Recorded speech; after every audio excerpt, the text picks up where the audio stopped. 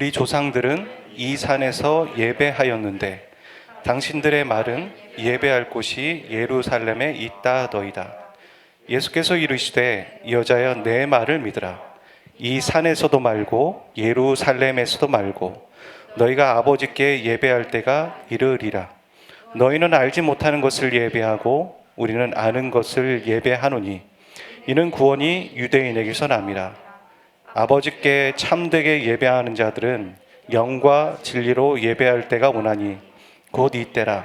아버지께서는 자기에게 이렇게 예배하는 자들을 찾으시느니라.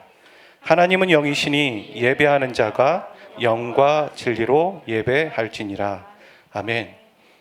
제가 화요일 날쯤에 문득 들었습니다. 어떤 우리 베델교회 어떤 사람이 하나님 옆에 귀한 연단을 받고 있는데 그 연단에서 시험으로 넘어가지 않으면 좋겠다. 그게 누구인지 모르겠지만 그런 마음으로 한 주를 중보하고 계속 기도했던 것 같습니다. 하나님께서 우리에게 주시는 시험은 유혹이 아닙니다. 우리가 더 성장하고 믿음이 더 깊어지고 또 그분을 더 온전히 붙잡게 하기 위한 그런 작업입니다. 거기에서 죄를 짓거나 시험에 빠지는 일이 없었으면 좋겠습니다. 우리 시원자매 말씀 소감은 나눴는데 우리 시원자매가 또 어떻게 주님을 다시 돌아온 탕녀처럼 돌아왔는지 안다면 오늘은 참 떡을 돌려야 하는 날입니다. 되게 의미 있고 잔치 벌이고 꽹과리 치고, 꽹과리는 너무 오래됐나요? 잔치를 벌여야 되는 참 귀한 날이고 감동이 되는 날인 것 같습니다. 우리 모두가 예배 이후에도 축하해주고 또 격려해주면 좋을 것 같습니다. 오늘 요한복음 4장은 하나님이 원하시는 예배, 그 예배의 정의가 나오고 있습니다. 예수님 이 당시 유대인의 예배와 그리고 사마리아인의 예배를 고발하셨습니다. 그러시면서 정말 하나님이 원하는 예배가 무엇인지에 대해서 사람들에게 그리고 오늘 저와 여러분에게 알려주기 원하셨습니다. 사마리아인과 유대인은 같은 민족입니다. 이스라엘 원래 한 민족이었죠. 근데 우리나라처럼 남과 북으로 나눠졌습니다. 그리고 남과 북은 북이 먼저였지만 순차적으로 멸망했습니다.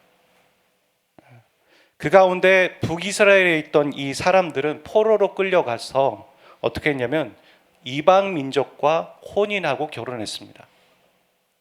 혼인하고 결혼했다라는 건 그냥 결혼한 게 아니라 그들의 문화를 흡수한 것이고 그들의 문화를 흡수했다라는 건 바로 그들의 종교를 흡수했다라는 겁니다. 그러니까 유일신 하나님만 믿는 것에서 혼혈되어졌다라는 거죠. 그들이 사마리아인의 시작이었습니다. 그리고 상대적으로 남쪽에 있는 이스라엘 사람들은 혈통을 지키려고 노력했습니다. 그들이 바로 유대인입니다. 그래서 유대인은 사마리아인을 배척했고 멸시했습니다. 저 잡종들 이렇게 생각한 거죠. 그리고 포로였다가 돌아와서 성전을 지을 때 사마리아인들도 합세해서 우리 같이 짓고 싶다라고 했을 때 너희들은 지을 수 없다라고 껴주지 않았습니다. 유대인들이. 그렇게 갈등이 계속 시작된 거죠. 그리고 예수님 당시에 이들은 사는 곳이 구분되어져서 살았습니다. 예를 들어 저 그림에 보면 유대에서 어떤 사람들이 저 위에 있는 갈릴리로 가려고 한다면 예수님 지금 그 걸음을 걷고 계신 거였죠. 그러면 사마리아 지역을 반드시 통과해야지만 단거리로 갈 수 있습니다. 그런데 유대인들은 사마리아 지역을 가고 싶지도 않고 그들을 쳐다보고 싶지도 않기 때문에 일부러 시간이 더 걸리지만 우회해서 돌아갔습니다. 그렇게 사는 동네가 달랐고 지나가지도 않았고 말하지도 않았습니다. 마치 이런 겁니다. 같은 교회에 있는데 그 사람들이 마음이 나눠져 가지고 다른 층에서 예배드리고 있는 거예요. 혹은 시간을 나눠서 따로 예배드리고 서로 쳐다보지도 않는 거죠. 이런 것처럼 같은 민족인데 이러고 있는 겁니다. 그래서 이들은 하나님을 예배할 때도 유대인들은 예루살렘에서 예배드리고 그리고 사마리아인들은 껴주지 않으니까 그들 나름대로 그리심산이라는 곳에서 예배드리면서 각자 하나님을 예배했습니다. 그런데 유대인인 예수님은 사마리아 땅에 일부러 가셨습니다.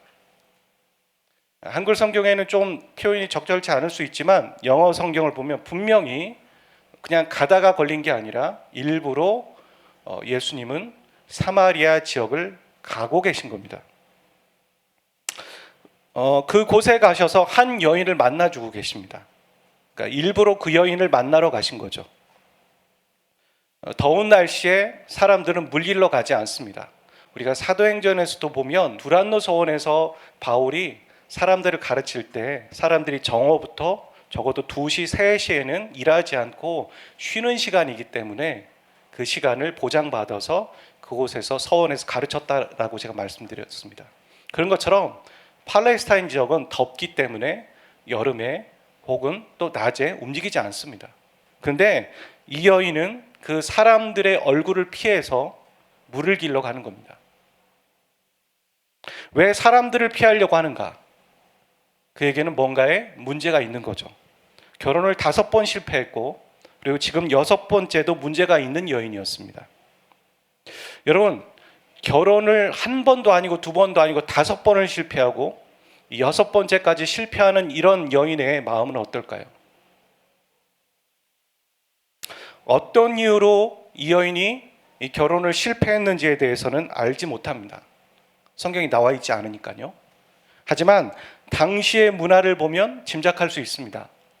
당시의 문화에서는 이랬다고 합니다. 남편이 봤을 때 자기 아내가 밥 짓는 모습이 뒤태가 마음에 안 들어요. 그럼 이혼. 이게 가능했다라는 거예요. 심지어. 그 정도로 남편은 말도 안 되는 이유로 부인과 이혼할 수 있었습니다. 그렇다면 예수님은 왜 이 여인에게 찾아가셨는가? 그리고 이 여인의 아픔은 무엇인가? 이 여인의 아픔은 이 여인이 뭔가 잘못해서라기보다는 계속 남자로부터 거절감을 당하고 내침을 당한 거죠. 그런 상처가 이 여인에게 있는 겁니다. 예수님은 왜 이 여인을 찾아가셨는가? 상처를 고쳐주기 위해서. 그렇죠. 상처를 고쳐주기 위해서. 하지만 이 상처에 덮여져 있는, 먼지처럼 이렇게 덮어져 있는 이 여인 안에 그전부터 갖고 있었던 궁금증이 하나 있었습니다. 그게 뭐냐면 예배에 대한 궁금증입니다. 오늘 저와 여러분들도 그럴 수 있습니다. 우리가 신앙생활을 하면서 우리가 하나님 앞에서 내가 이렇게 살아야겠다, 이런 마음들과 꿈과 비전들을 갖고 있는 거예요. 그런데 인생을 살아가면서 수많은 어려움을 겪는 거죠. 그러면서 잊고 있었던 게 있는 겁니다. 마치 먼지처럼 덮여져 있는 거죠. 예수님은 찾아가셔서 먼지를 훌훌 털어내면서, 야, 네가 예전에 나와 이런 마음을 갖고 있었잖아. 이런 비전을 갖고 있었잖아. 이런 계획을 갖고 있었잖아. 그러면서 다시 기억나게 하시는 것.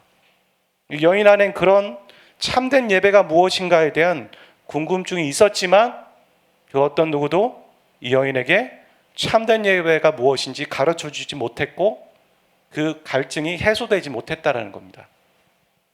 저도 처음 예수님을 인격적으로 만나려고 할 즈음에 그때 제 안에 진리가 무엇인가, 이 예배가 무엇인가에 대한 어마어마한 갈증이 있었습니다.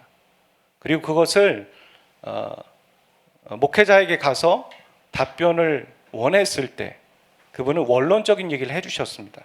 그게 맞는 대답이었겠지만 제 안엔 그 갈증이 해소되지 않았다라는 거예요. 그랬을 때 주님을 만나고 그 갈증이 해소되었었습니다. 이런 여인에게 예수님은 찾아가셔서 참된 예배를 가르쳐주고 계십니다.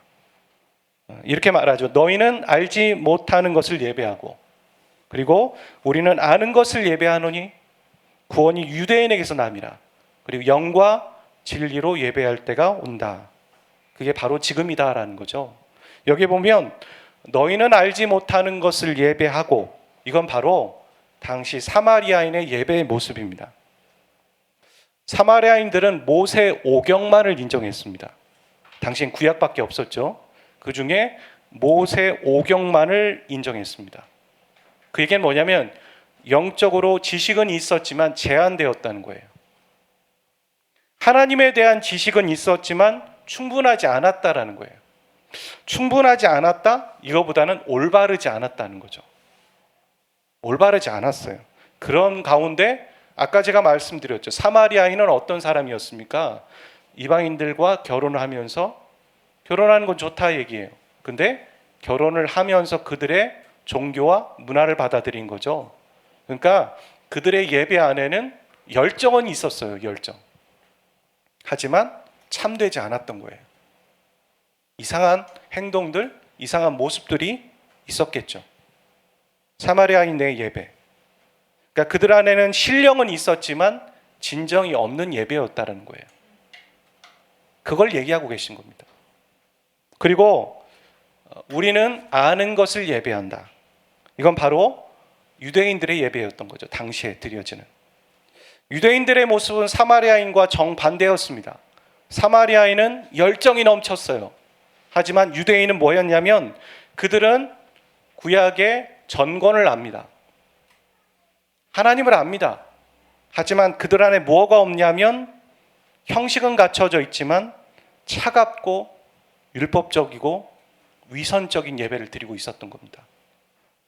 우리가 찾진 않겠지만 마태복음 6장에 보면 1절에 이런 얘기가 나와요.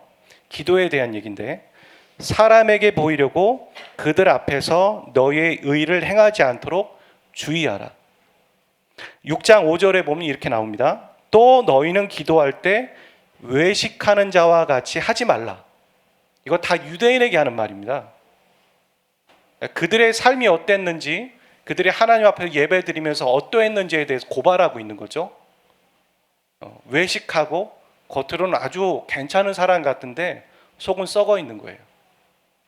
겉은 하나님 앞에 정돈되고 아주 예의를 잘 갖춰서 율법적으로 예배를 드리고 있는데 아주 나이스하죠.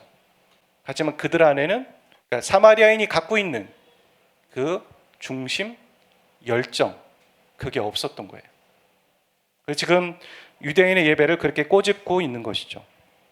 우리가 여러분이 많은 교회를 경험하지 않거나 많은 예배를 경험하지 못했을 수도 있지만 어느 교회에 가서 예배를 드리다 보면 어떤 생각이 듭니까? 잘 예배를 드리곤 있는데 뭔가 이 하트가 없는 거죠. 뭔가 냉랭한 거죠. 그런 예배를 경험해 보셨습니까? 이처럼 예루살렘에서 유대인이 드리는 예배는 신령이 없어요. 마음이 없는 거죠. 그리고 그리심산에서 사마리아인이 드리는 예배는 진리가 없는 겁니다. 예수님은 이 양극단의 예배를 고발하고 계신 거예요.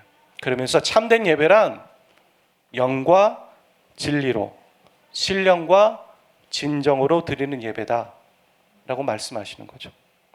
그렇다면 저와 여러분에게 한번 질문해 보겠습니다. 그러면 우리가 드리는 예배는 어떻습니까? 우리가 지금 드리는 예배와 우리가 삶에서 드리고 있는 예배의 모습은 어떻습니까? 이 두 가지 중에 무엇이 부족합니까?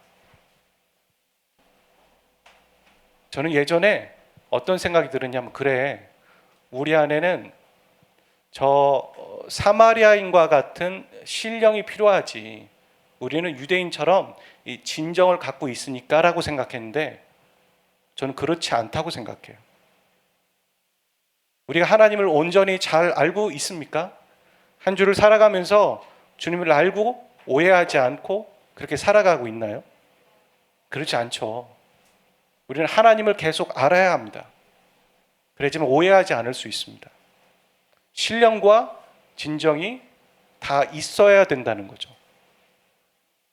우리가 이곳에 앉아 있지만 진정이 없다면 그리고 신령이 없다면 그것은 하나님이 원하시는 예배가 아니라는 것입니다. 성경은 예배로 가득 차 있습니다. 아브라함이 본토 친척 아비집을 떠나서 가는 곳마다 뭘 했냐면 예배를 드리고 있어요. 그리고 성막 그 예배 전체죠. 그 다음에 10계명의 1계명에 보면 나 외 다른 신을 섬기지 말라. 그 예배에 관련된 것입니다. 그리고 시편에 보면 하나님을 찬양하고 예배하는 게 가득 채워져 있습니다. 그리고 신약에 보면 로마서 대표적으로 12장 1절과 2절에 보면 형제들아, 그런 얘기하면서 하나님의 영적 예배다, 이런 얘기가 나오죠. 그리고 계시록에 보도 결국에는 예배에 대한 싸움입니다. 여러분, 누구를 예배할 것인가, 갈등과 싸움, 이것이 계속 벌어지고 있는 게 성경에 나와 있는 것이죠. 근데 이 누구를 예배할 것인가의 싸움의 시작은 어디서 시작됐냐면 에덴 동산, 창세기에서 시작되었습니다. 하나님을 예배할 것인가, 아니면 하나님이 아닌 다른 것을 예배할 것인가. 이 갈등은 창세기에서 시작됐다는 얘기예요. 여러분, 에덴이라는 뜻은 기쁨을 갖고 있습니다. 에덴의 의미는 기쁨입니다. 그러니까 하나님이 인간을 창조하셔서 에덴 동산에 두셨다는 것은 기쁨의 동산에 두신 것이고 기쁨 안에 거하게 하셨다는 거죠. 그리고 그 중앙에 무엇이 있었냐면 선악과가 있었습니다. 선악과를 먹어서는 안 된다라는 법은 하나님이 정해놓으신 거죠. 하나님이 기준, 법을 정하신 분이 하나님이십니다. 사람들은 중앙에 있는 선악과를 보면서 지나가면서 무엇을 생각했냐면 하나님을 생각했고, 하나님 왜 저걸 먹지 말라고 하셨을까? 그러니까 선악과는 사람이 걸려서 넘어지는 올무가 아니에요. 사람이 내가 주인이지 라고 생각할 수 있는 것에서 벗어나서 하나님이 계시지, 하나님이 창조주이시지, 내가 주인이 아니지 라는 것을 생각나게 해주는 그런 장치가 선악과입니다. 에덴 동산이 우리에게 주는 것은 무엇이냐면 인간의 중심에 하나님의 말씀을 기억하고 하나님을 예배하며 살아가게 될 때 비로소 그곳이 어디든 기쁨의 동산이 된다는 거죠. 아멘이십니까? 그게 에덴 동산이 주는 메시지입니다. 그렇게 인간은 하나님을 예배하면서 살아가도록 지음을 받은 존재예요. 처음부터. 하지만 사단은 그런 인간에게 뭐 했습니까? 오해, 의심의 씨앗을 던진 거죠. 어떻게 했냐면 선악과 그거 다 너 통제하려고 만든 거야. 오늘 우리의 마음에 그런 게 있잖아요. 선악과 그거 다 너 통제하려고 만든 거야. 너의 생각이 있고 가치관이 있잖아. 왜 굳이 그분의 어떤 다스림을 받아야 되니? 네 마음대로 해도 돼. 네가 어린애야? 하나님의 말씀대로 살아야 한다고 왜 억압을 받아? 자유를 외쳐라 라고 사단은 우리에게 속삭이는 거죠. 아담과 하와에게 속삭인 것처럼. 그래서 인간은 선악과를 먹는 것을 선택했고, 그래서 우리가 알고 있는 실낙원을 잃어버렸습니다. 에덴 동산을 잃어버린 거예요. 에덴 동산을 잃어버리고 에덴 동산에서 쫓겨났다는 거 무엇을 얘기하냐면 인간이 진정으로 기쁨을 누릴 수 있는 걸 박탈당한 거예요. 그 기쁨이 무엇입니까? 하나님을 예배하는 기쁨이 무엇인지 몰라요. 여러분, 하나님을 예배하는 기쁨을 알고 계십니까? 그 기쁨을 경험한 사람은, 그걸 체험한 사람은 그걸 포기하지 못해요. 하지만 그 기쁨을 제대로 경험하지 않은 사람은 왜 예배가 필요한지 몰라요. 드릴 수도 있고 드리지 않아도 되고. 사단이 그걸 빼앗은 거예요. 실낙원, 죄를 짓게 함으로. 그래서 인간은 하나님을 영적으로 교제할 수 없는 존재가 되어버린 겁니다. 하나님을 예배할 수 있는 존재인데 하나님을 예배하지 않아도 되는 존재처럼 느껴지게, 그리고 그렇게 되게 만든 것이죠. 그런데 보면 하나님을 떠난 인간이 또 다른 것을 지금 예배하고 있습니다. 아시죠? 사람들은 종교를 만들고 우상을 만들어서 혹은 사이비 앞에서 예배합니다. 그것만 예배하나요? 아니죠. 잘 생각해 보세요. 돈에 예배합니다. 명예에 예배하고 술과 마약과 어떤 사상과 이념에 예배합니다. 아까 말씀드렸죠? 인간은 하나님을 예배하는 존재로 지음받았다. 그걸 증거해 주는 거죠. 인간은 하나님을 떠났지만 무엇이든지 하나님이 아니더라도 예배하고 있다. 그런데 이상하지 않습니까?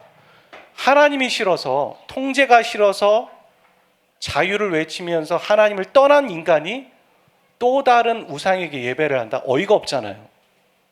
그렇죠? 안 맞죠? 근데 잘 생각해 보면 인간이 하나님을 떠나서 그 우상에게 예배하는 게 우상이 좋아서일까요? 우상을 사랑하고 그 우상과 인격적인 만남을 갖기 위해서 예배합니까? 아니에요. 필요가 있는 거예요. 살아가다 보니까 힘이 필요한 거죠. 능력이 필요한데 하나님께로 다시 가고는 싶지 않아요. 그러니까 자신이 만들어 놓은 신 앞에서 자신이 통제하면서 그 힘을 적절하게 빌려 쓰고 싶은 거죠. 그러니까 하나님을 떠난 인간은 신을 예배하고 있는 게 아닙니다. 그러니까 우상 숭배는 결국에는 자기 숭배예요. 자기를 예배하고 있는 겁니다. 돈이 왜 필요합니까? 내가 잘 살고 싶어서. 우상에게 왜 예배하고 우상의 힘을 왜 빌립니까?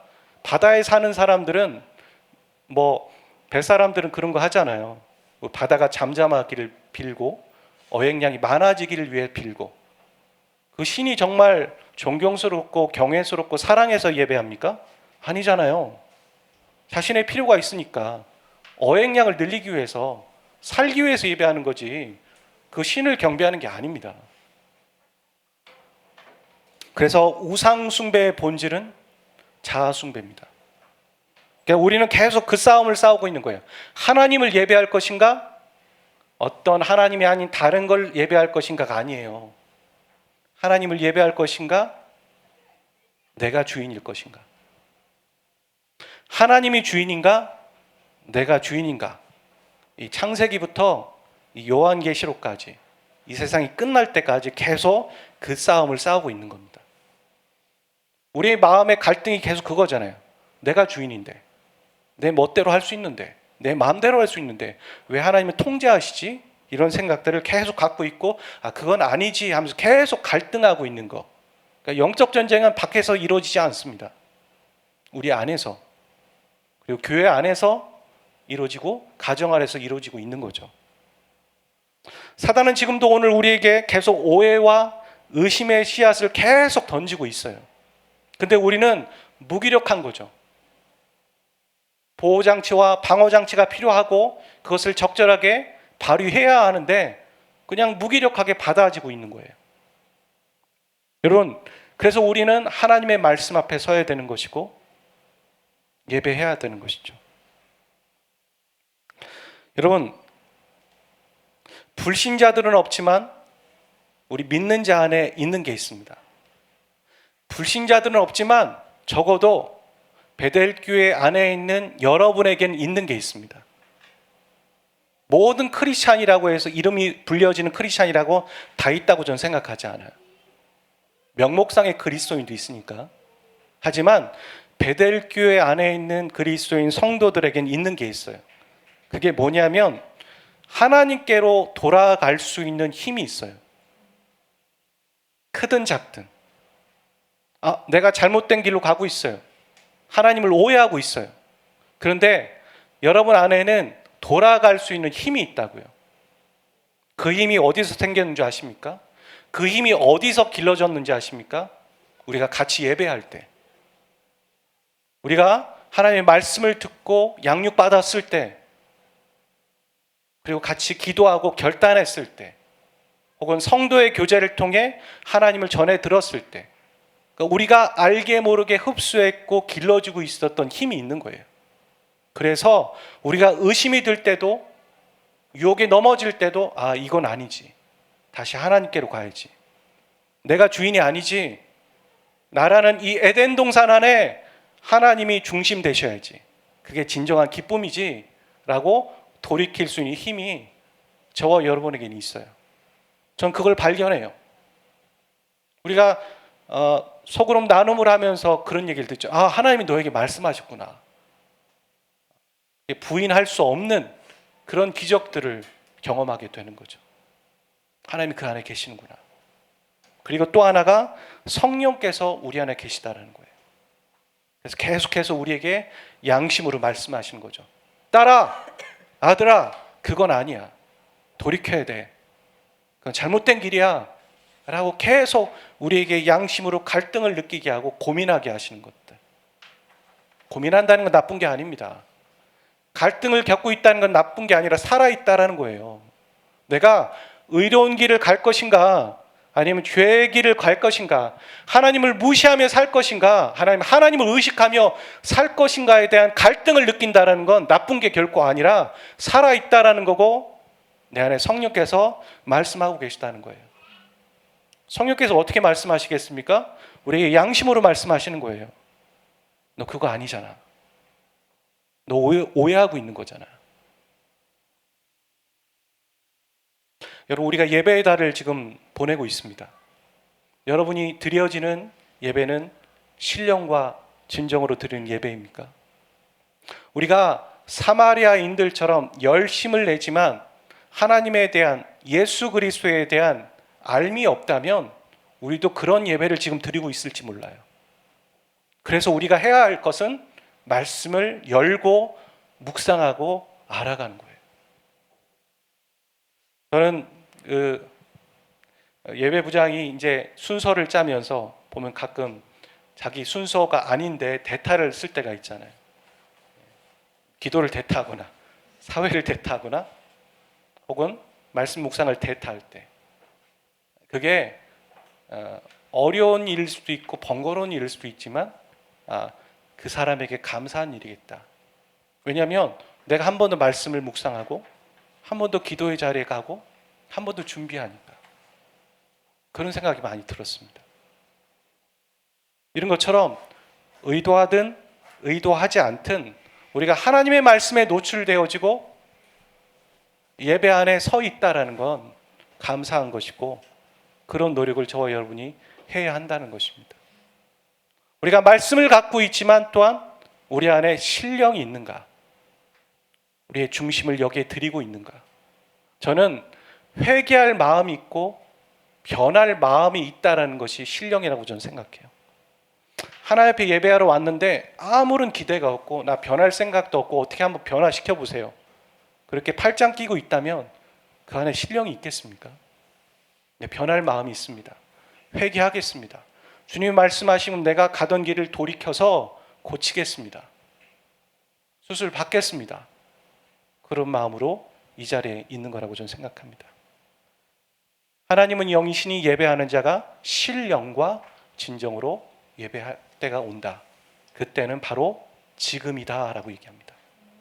하나님 지금도 찾고 계십니다. 사마리아 여인을 찾고 계셨던 것처럼 그 어떤 한 형제와 자매를 찾고 계십니다. 그 형제와 자매는 가장 먼저는 여러분 주위에 있는 안 믿는 사람이 아니에요. 저도 그런 줄 알았어요. 청년 시절에 찬양 인도를 하면서 찬양 인도 처음 초기였죠. 왜 우리 청년들이 왜 찬양 인도를 안 하지? 찬양을 안 하지? 이런 생각을 가졌거든요. 근데 계속 하다 보니까 뭐가 문제였냐면 제가 예배를 안 하고 있는 게 문제였더라고요. 하나님이 찾으시는 그 한 사람은 여기에 있지 않더라고요. 바로 나더라고요. 내가 예배하는 게 먼저더라고요. 예배의 방관자나 예배를 준비하는 자가 되지 마시고 예배자가 되십시오. 누구를 주님께로 이끌기 위한 게 먼저가 되지 마십시오.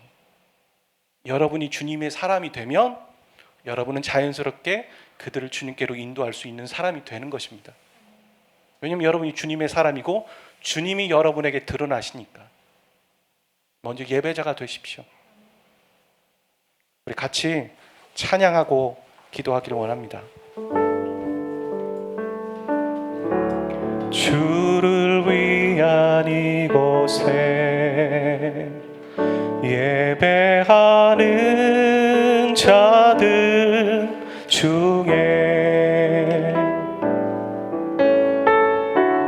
그가 참는 이 없어 주님께서 슬퍼하시네.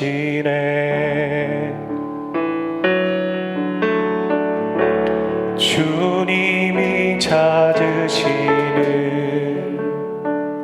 그 한 사람 그의 배자 내가 그 사람 되기 간절히 주께 예배하네 주 은혜로 이곳에 서 있네 주 임재에 엎드려 절하세 그 어느 것도 난 필요 없네 주님만 경배해